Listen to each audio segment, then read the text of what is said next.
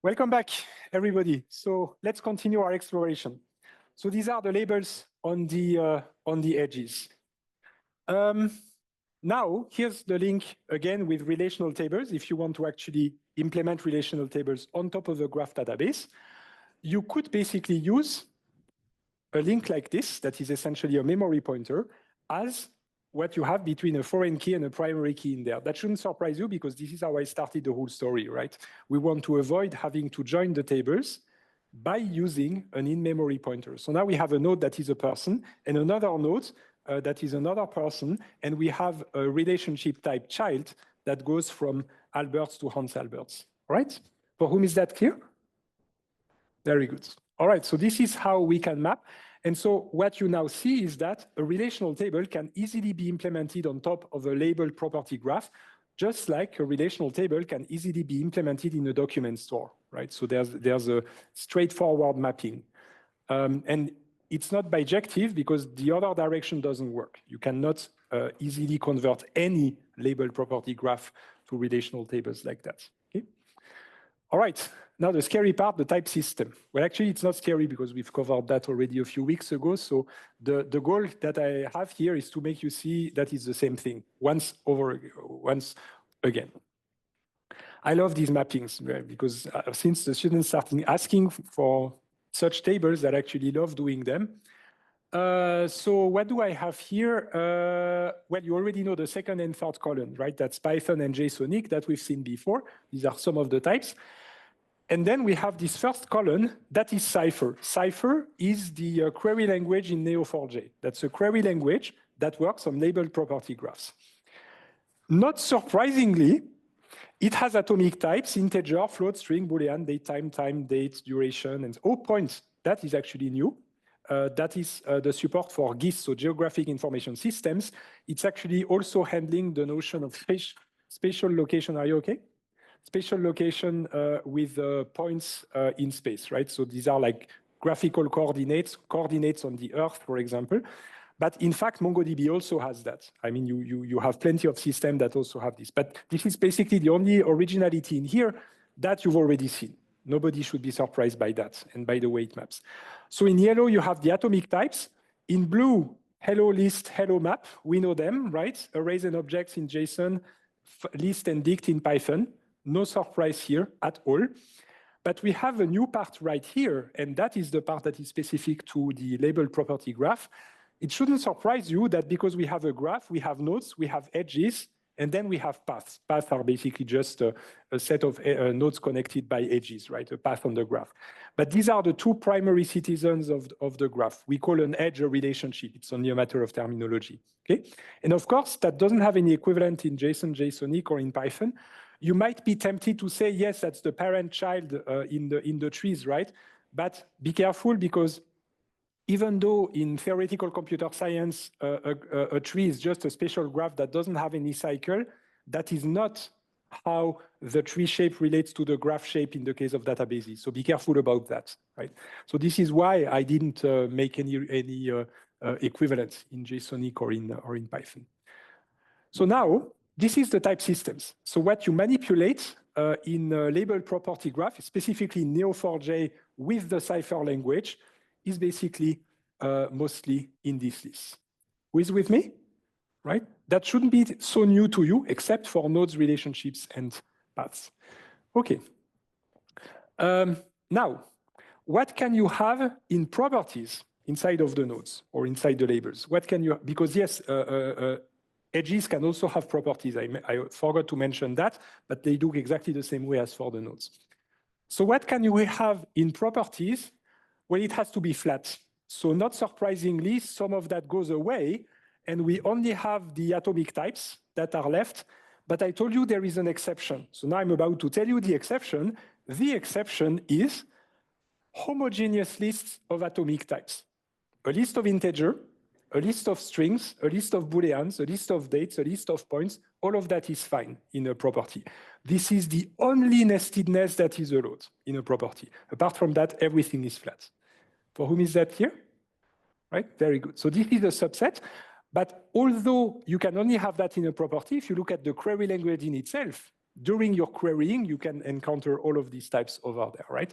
But in the storage, in the properties, you can only have these. All right. Now, I told you I'm going to keep connecting that to the rest of the lecture. So here I connected Cypher to JSONic and to Python. Now I'm going to connect Neo4j with MongoDB, and that has absolutely nothing to do with any shape. Do you remember that in MongoDB, if you want to compare two values of different types, it's going to work. And the way it works is that MongoDB has an order of the types. It's completely arbitrary, but there is an order. Who remembers that? Okay, it's the same thing with Neo4j. Neo4j also has an order on the types, and it also is capable of comparing across types. Now, I told you this is completely arbitrary, so of course the order that you have in Neo4j has absolutely nothing to do with the order you have in MongoDB, but who cares? It's only a matter of documentation, right? And you don't even need to learn that by heart. The only thing you need to know is that values with different types can be compared, right? Okay. So yeah, that's what I wanted to say. And it turns out that the Neo4j order in the types is as is on the left, and on MongoDB it's on the right. So just notice that they have nothing to do with each other. Okay.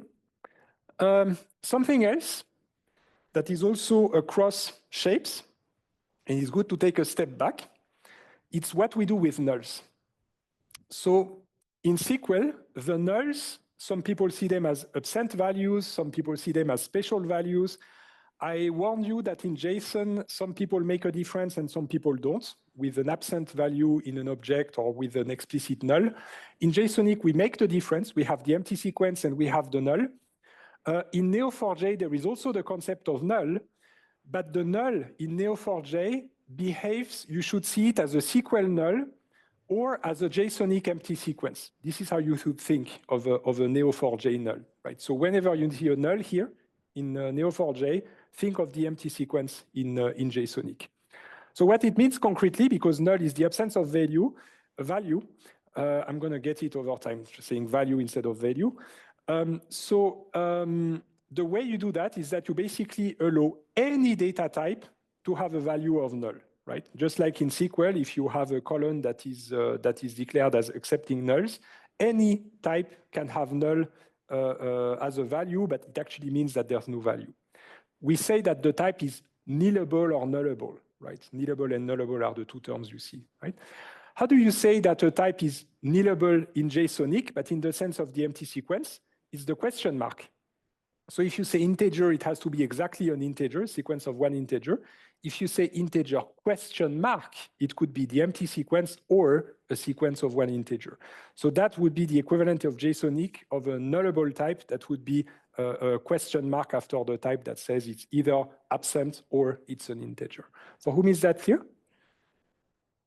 Okay.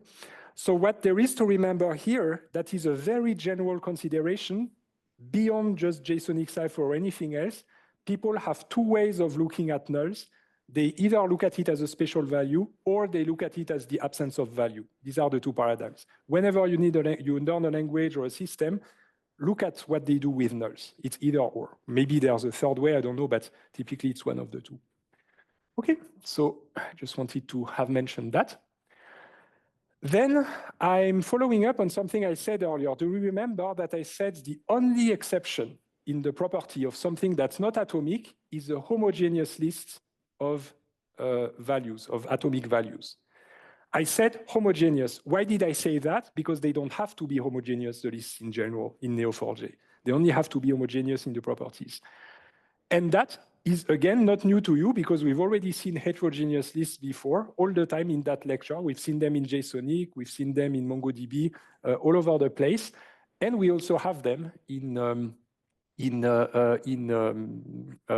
Cypher, right? So 2, 3, true, foo, blah, blah, blah is also a list. I should actually maybe have put some square brackets in there because they actually denote the list, just like in Python. What they call a list is in fact an array, right? So I probably should have added square brackets around here. And this is an example of homogeneous list of atomic values with 1, 2, 3, 4. And here I did put the square brackets on both sides. Okay, so this is heterogeneous and this is homogeneous. Who agrees? Right. So again, in the language, you can do that. in the properties, you have to have something homogeneous and flat. Okay, now the maps.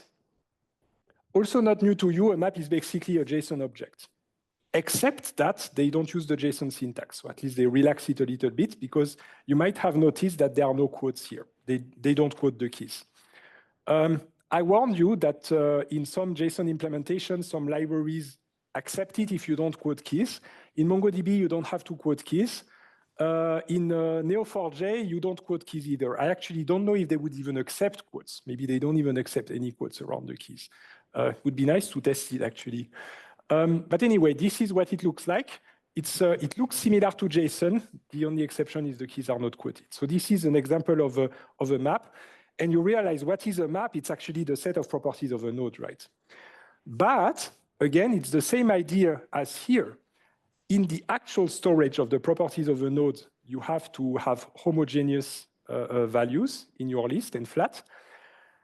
Maps in general can actually be nested. You could have a map, and inside the value, there's another map, and inside there's another list, and inside there's a map, and so on. That's absolutely possible, and you can have heterogeneous nested maps. However, if that map is actually the properties of a node, then it has to be flat. You have to have only atomic values in here or homogeneous lists of atomic values. For whom is that clear? Right? So always keep in mind there is what the language generally allows you to manipulate, and there is what you are allowed to store as properties in a node, which is more restrictive. Okay, so this is an example of nestedness. That's an example of a list that is heterogeneous and that contains a nested map, an object that contains a nested array that contains a nested object. Yes?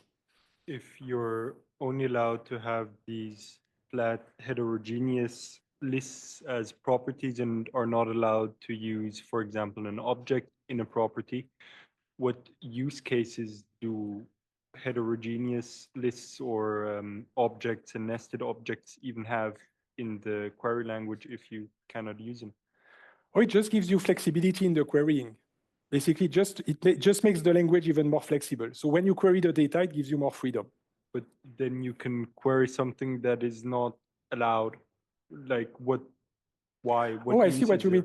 Well, imagine that you're looking, I don't know, at nodes that have properties that are integers, and some other nodes are properties that are strings, and you want to union that all together, maybe. Then you're going to have a mix of strings and integers, for example, right?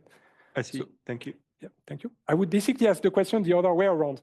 Why would you prevent the user from doing that, right? That would be an unnecessary restriction of the freedom of the user. You want to be as flexible as possible. Yeah. And the motivation is the same as in JSONic, basically. It's exactly the same idea. Right. Okay? All right, so these are the maps. This is an example of nestedness, something you would never see in the actual properties of a node, but during the querying, you can absolutely have that. You can also navigate. So now we are slowly moving into the language itself, right? I was talking about the models so far, about the types and atomic types and structural types and so on. Now, this is no longer about the type system. This is really about navigating. That shouldn't surprise you because now you've already learned JSONic, right? So this is very similar. Dot bar, that's like an object lookup in JSONic, looks exactly the same. Here you have this to access the array. The only difference is that in JSONic, you have the outer level sequences and then the arrays for nesting. This is how you achieve parallelism. In Cypher, you don't have this notion of sequences. We'll see that you have them in the query language with the clauses that we'll come back to, but the lists, they cannot become enormous like sequences in JSONic. So as a consequence, they don't need to distinguish between the single and double square brackets. So they just use a single square bracket for accessing the position in an array. Okay. So 3, what's more is they start counting at 0. That's another difference with JSONic that starts at 1. But it doesn't matter, right? Who cares? You know, there's a convention at 0, there's a convention at 1. It doesn't matter. You just look up the documentation and see what it does, right? It's really the same. So since it starts at 0 here, 0, 1, 2, 3, so that would be the object. And then dot bar accesses this. So it returns actually this array or this list right there. Okay? Who sees that it's similar to JSONic? Okay. But it stops at the sequence part because here we are looking at only one single list and only one single object. There is not this notion of navigating multiple objects or large sequence of arrays or objects like we have in JSONic. That we don't have. It's done in another way also with the clauses. I'll come back to it with the unwind clause. All right. Now, this here is actually not a Cypher query. You can try to enter just that. You're going to get an error. And here, it's a bit closer to SQL in the spirit. In SQL, if you want to do a simple calculation, you have to put it in a select statement. Who remembers that? Right? You need to write select and then followed by what you want. Guess how they call select in Cypher? Hint, JSONic. They call it? What's the last clause in a flower expression in JSONic? Return. They call it return. In your mind, consider that return and select is the same thing. It's just a matter of synonyms, right? In SQL, it's called select. In JSONic and in Neo4j, and actually in many modern languages, now we tend to call it return instead of select. So this is called return. And just like in SQL, you say select blah, blah, blah, then you just say return blah, blah, blah, right? And that actually works. That you can put in your shell of Neo4j. So let's dive a little bit into that because now we start touching the clauses. So we might as well continue a little bit. There's no graphs yet, but it doesn't matter. Now we have this with clause, right? That is a clause right there. Now, somebody last week asked about the SQL with clause. Be careful, this is not the same as the SQL with clause. It's actually closer to a JSONic let clause in the spirit. I will explain why. So here, if you say with blah, blah, blah, blah, blah, blah, blah as list, return list 3 bar, so it navigates and returns this. In fact, this is the same thing as in JSONic, let list colon equals that, return list double square bracket 3 dots bar, right? Who sees that? Right? It's the same thing as the let clause for this very query right here. Why is it different from SQL? It's different from SQL because the with clause right here is working on a single node or tuple or a single assignment, right? In SQL, when you use the with clause, you do it with an entire table, right? For whom is that clear? Right? So that is the difference with SQL. So you really have to see the with a bit similar to a let clause. By the way, I didn't say it last week, but the JSONic let clause is also powerful enough to store an entire table efficiently. I just didn't talk too much about it, but the let clause in JSONic also encompasses the SQL with clause and the Neo4j with clause. All right, so now here's a simple example. With 1 as A, return A plus 1, which is equivalent in JSONic to let A colon equals 1, return $A plus 1. Okay. Now, just like in JSONic, and just like actually with the SQL with clause, I can say with return.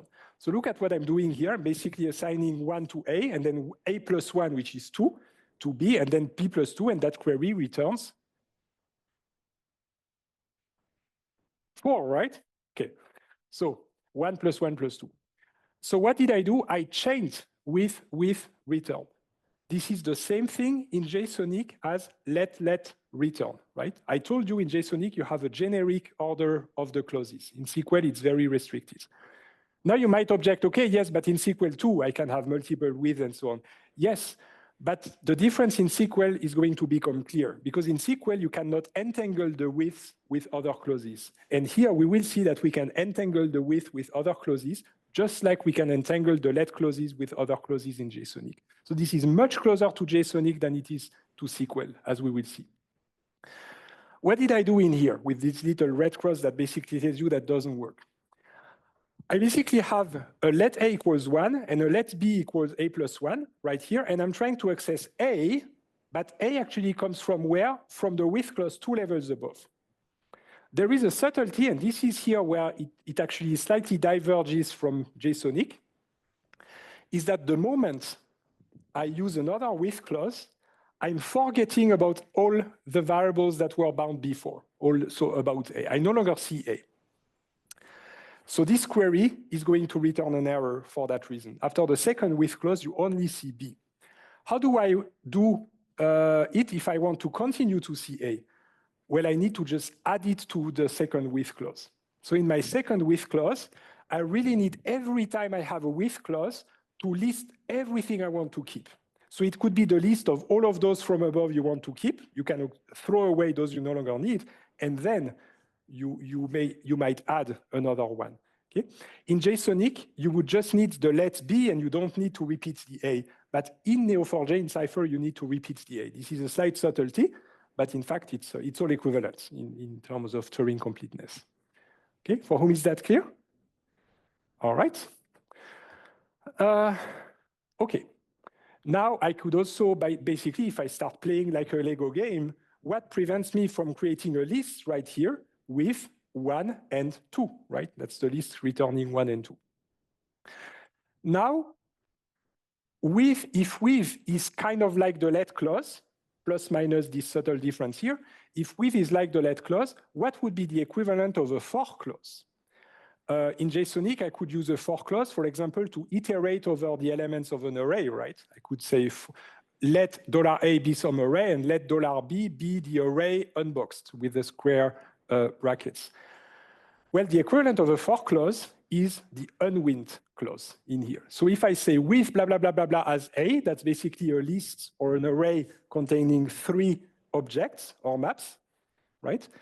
If I say unwind A as B, sorry for the syntax highlighting here that I forgot, unwind A as B, it's basically going to now duplicate this 3 times and attach B to this, and then this, and then this.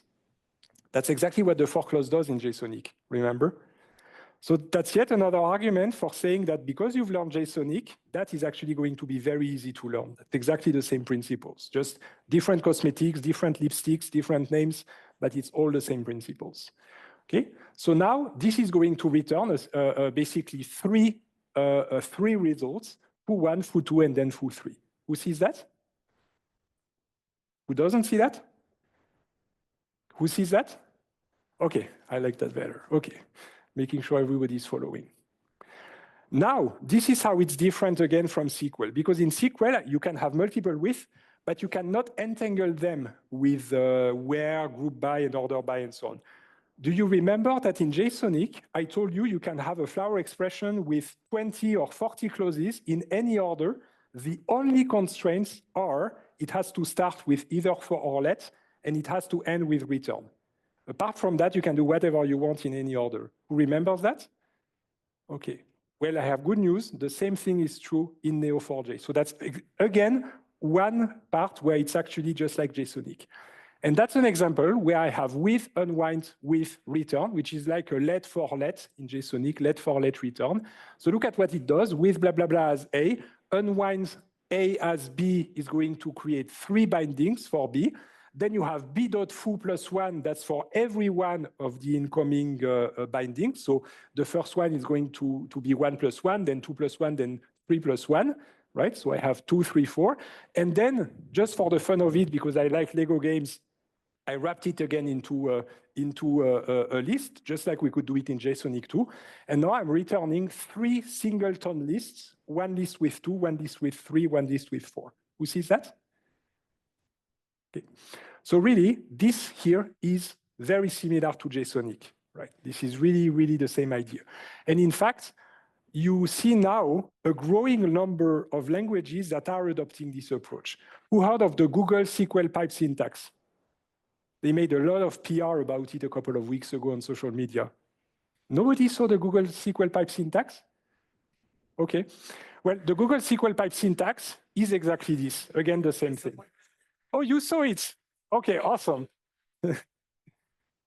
So basically, if you want to learn the Google SQL pipe syntax, you don't need to, you already know it. It's exactly this idea that many, many of the modern query languages have basically an arbitrary sequence of clauses in any order with this idea that the bindings flow all the way down from clause to clause, right? And by the way, the reason why this is taking over is that the people who came up with this, so JSONX flower expressions, actually come from the xQuery flower expressions, which is a W3C standard. And the people who designed this and sat in the working group are some of the same people that designed SQL. So there is absolutely no randomness in there. It's really the wisdom and the experience that accumulated over the years and that is now percolating into all the modern query languages that you see today. So this is really a pattern that is going to probably emerge in many, many languages, this idea of the flexibility in the order of the clauses. Here's even more flexibility. I'm now throwing a where clause. We also have where clauses. And again, unlike SQL, the where clause can go anywhere. You can have 10 where clauses if you want, completely arbitrarily intertwined with the other clauses. Okay? All right, so that's the appetizer. But now you might tell me, okay, I haven't seen any graphs so far, right? All we did is just something similar to simple values and lists and objects. So where are the graphs then? Well, here they come. Now, the important part of the Cypher language is basically related to graph patterns. You have this graph that is basically your database, and you want to recognize patterns in this graph, and then you want to extract data from these patterns. This is the core and the most important part of the Cypher language. So here's how it works. It's beautifully visual. Then we'll move to ASCII art. But before we move to ASCII art, like the language actually looks like, I first show you some animations. So on the left, here, you have the actual database. I cheated a little bit because I used colors instead of the labels. In fact, blue and yellow would be labels on the nose. And I also cheated with the lines because dash and full is actually relationship types. I just wanted to make it more visual for you, right? But let's say that my user basically wants to identify a pattern with 3 nodes. I put them in gray because it doesn't matter if they're yellow or blue. But what I want is a dashed line here, so a relationship of the dashed type and a relationship of the full type. Do you see some in here who sees that pattern? Who sees multiple occurrences of that pattern? Very good. So if you pay attention, you see it right here, you see it right here, you see it right here, you see it, well, I think that's pretty much it. So here, here, here, these are examples. So basically the interpretation is that if you're looking for that pattern, you should get back these 3 things, right? Now, that's a visual thing, so how do you actually transform that into an actual query result? Because here I'm just drawing some nice colors on a slide. But in fact, this is captured with the types I told you about before. Do you remember the path type and the node type and the relationship type? You can also have them in the variables in your query language, in the with clauses and so on. So these are actually first-class citizens of the query language. All right. Now I'm going to start giving actual names to the dashed lines and full lines. So let me call the dashed line A and the full line B to make it more explicit and slowly move to the language. So I'm looking for the pattern AB, and basically that's how I do it. I told you the query language itself is beautiful ASCII art. Who heard of ASCII art? Right, some of you. Okay, so it's basically a way to draw nice pictures, but just with ASCII characters on the command line. Well, this is how it works in the language. It's basically a visual of this, but just written in ASCII art. So you have some node, you give it a name alpha, just doesn't matter, it's like a variable name, connected to a node that we call beta, connected to a node that we call gamma. What's more, over that edge right here, you see with a little bit of imagination, again, ASCII art, that's an arrow that has a label. The label is A after the colon, and here the label is B. So I'm basically looking for 3 nodes that I will call alpha, beta, and gamma, such that the relationship type between alpha and beta is A, and the relationship type between beta and gamma is B. That is exactly the same thing that I had here. And what's going to happen when you do that is that it's going to find all the patterns 3 times, as we see here. And for every one of these 3 times, it's going to assign alpha, beta, and gamma of type node, because they are nodes, and then you can query them with the language, with all the feature of the language. Who is with me? All right. Now you can do more things. It's actually quite cool. You can also restrict your pattern more by saying, I want beta to be yellow. That means I want the node beta to have at least one label called yellow. We have a comment on the ASCII art on Zoom. This ASCII art is a bit like is there any theoretical connection between matching over linear strings and matching over graphs? Yes. That would be my answer. Yeah, if you look at that side. So yes, you can go in the direction of regF, and this is when you see that this is massively more expressive than SQL for that kind of things, because now you can basically implement multi-joins, what would have been a lot of joins in a relational database. You can just with a few characters say that you want a path of length between 1 and 4, and you can basically match it just like a regular expression. That's exactly the spirit. Yeah. Okay. All right, so this is how you basically ask for it to be yellow. Notice that the labels are after the colon. So that's the label of a node after the colon. That's the label of an edge after the colon. We just didn't give any variable on the left, we could have. And B after the colon, yellow after the colon. Okay? So the label is after the colon. I can also specify, instead of the label, I can specify a filter on the property. I can specify name Einstein. And this is now going to specifically look for patterns such that the first node has the property Einstein associated with name. Very similar to MongoDB, right? In the spirit, right? So here again, a connection in the style that you have here. You can also do both. If you want to, at the same time, require a node to have a specific label, blue, and a specific property name equal to ETH, then you're going to find a pattern when you both have blue here and name ETH, right? So this is introducing restrictions. You have a question? So when do we have to add the colon? Is it only when we're restricting on the label? Because yes, if you don't have a label, you don't need the colon. The moment you want to filter on a label, you need to add a colon before the label to basically say that this is a label. Okay. Otherwise, you would confuse it with the variable. If you don't put, like here, if you don't put any colon here, you just say A, then that wouldn't be a label. That would be the name you give to the edge. Just like here, it's the name you give to the node. You call the node alpha.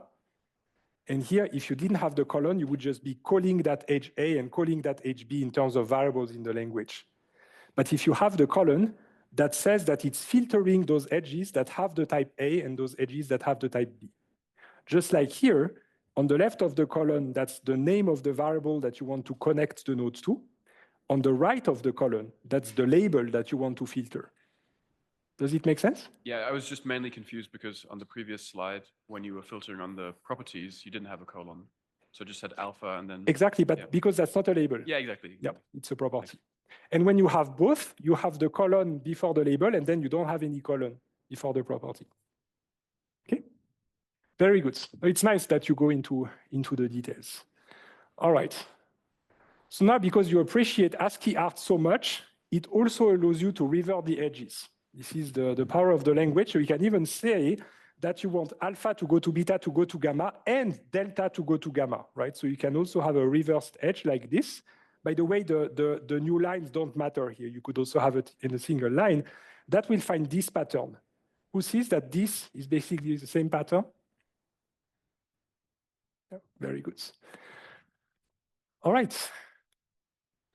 And you can even add more. So it's completely arbitrary, right? So you can go from A to B, and then from delta, and then from delta to alpha, and so on. Who sees that it's the same? Notice what happens here.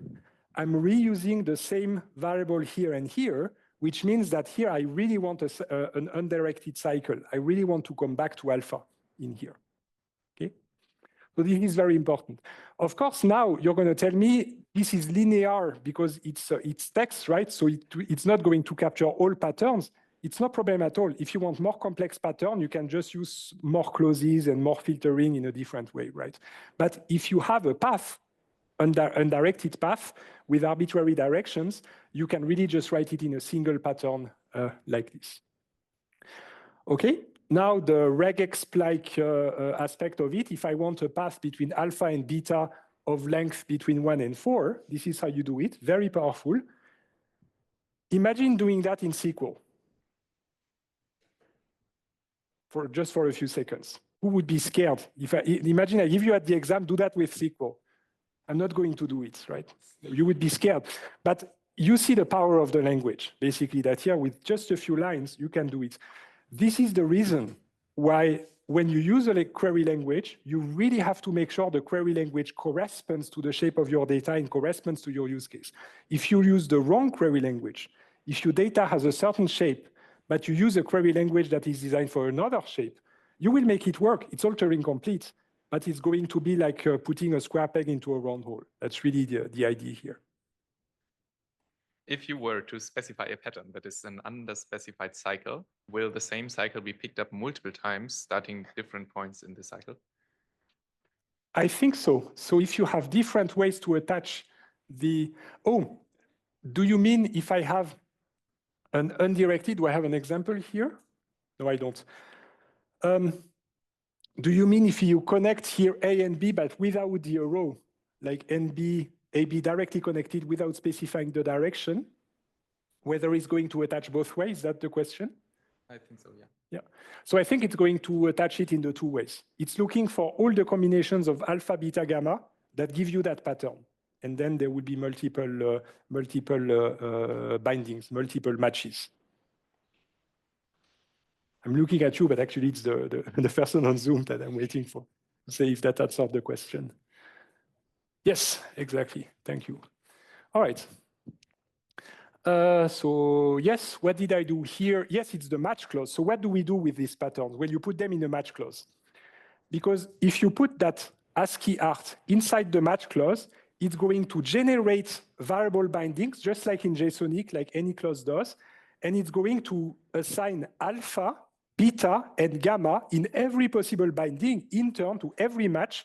And then for every match, it's going to return gamma. It's exactly like the JSONic way of handling the floor expression, except that match doesn't exist in JSONic at all, right? So match is just specific to graph databases, and it's just creating the bindings out of the pattern matches in the graph. For whom is that clear? All right. And now match is yet another clause. You can mix it up with with and where and all of the other clauses. All right. Okay, so here's an example of match and where. So here, you're basically saying that you're matching this pattern alpha, beta, gamma, where alpha name equals Einstein. This is equivalent to what I did before, specifying inside here the object name Einstein. You agree? All I did is I took it out from here and put it instead in the where clause. It's equivalent. It's just two ways of doing the same thing. Who sees that? Right? So what I mean is when I did it before here, I could either have put the filter directly inside the pattern, or I can remove it from the pattern and instead put it in a where clause after that. It does the same thing. Now match with where return. So you see, you just combine and combine and combine. It works exactly like JSONic. Yes?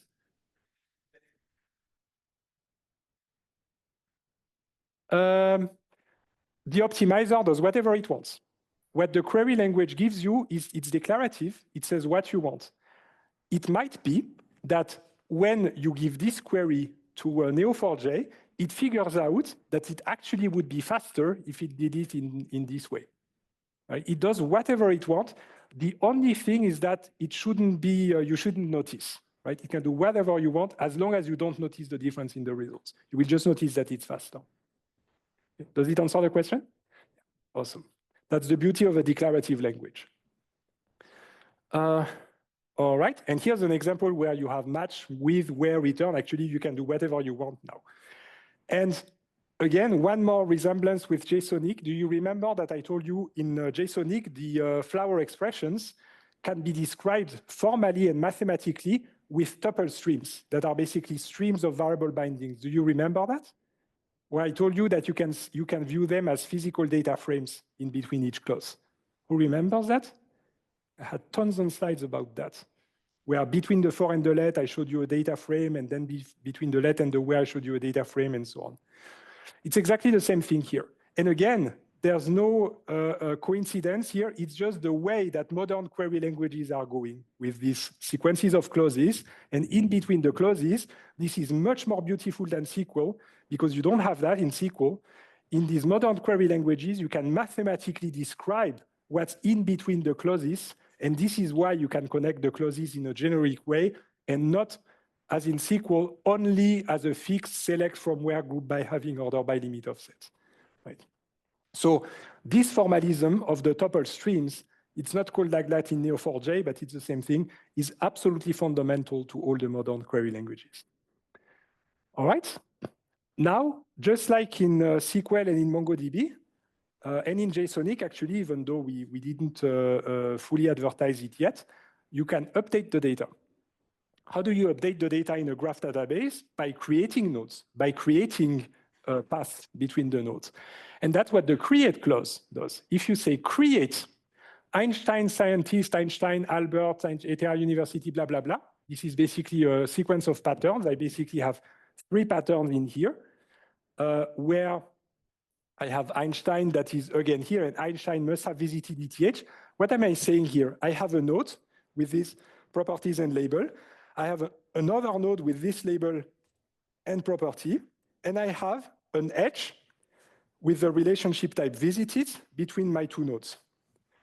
If you say that, it's declarative, but you say that to Neo4j, it's like, is it Captain Kirk? Make it so. Or is it Picard? I don't remember if it's Kurt of Picard, but anyway, if you give that to Neo4j, it will just make it so. So after that, after doing that, if you do a match, you will actually find these nodes that you've just created. Another one is merge.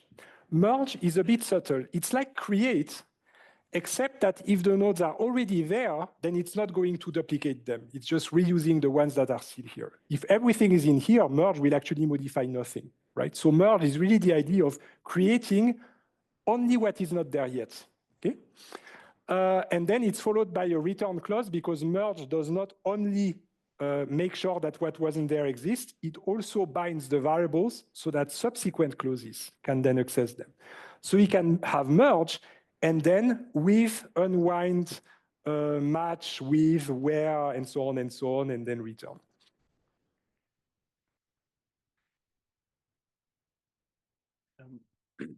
So for the matching, maybe you already mentioned it, but does it have to be an exact match?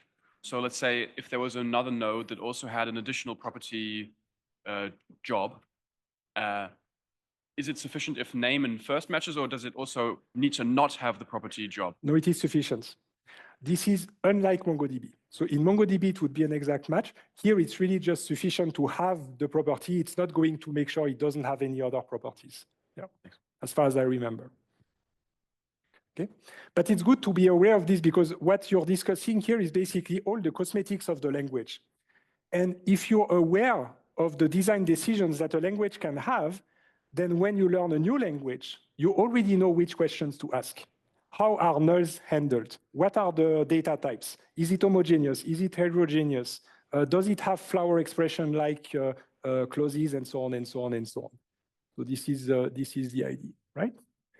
All right, and so there's many other clauses. So order by, you already know that one. Limit, you already know that one. Delete, you already know we have it in SQL too. So you see, union, we have it in SQL as well. Okay, so this is the general idea. Have plenty of clauses. Now you can just look at the documentation and use these clauses to play with the language. Okay. That I'm leaving for tomorrow. It's going to be the physical implementation of Neo4j, like I do every week. First, the logical, the query language. Then we go into the physical implementation. I'm not going to go much into the details. I just want to say a few high-level things. And then if time permits, I'll tell you a bit about RDF tomorrow. You will be able in the exercises to play with Neo4j. It's very easy to create an account and use it, or download it and just use it. You have a shell, you can type your queries, but don't worry, you won't have practical assignments of Neo4j at the exam. Maybe theoretical questions, but you won't have to actually code in Neo4j, in Cypher. Thank you very much, everybody, and I'll see you tomorrow at 9 a.m. for continuing.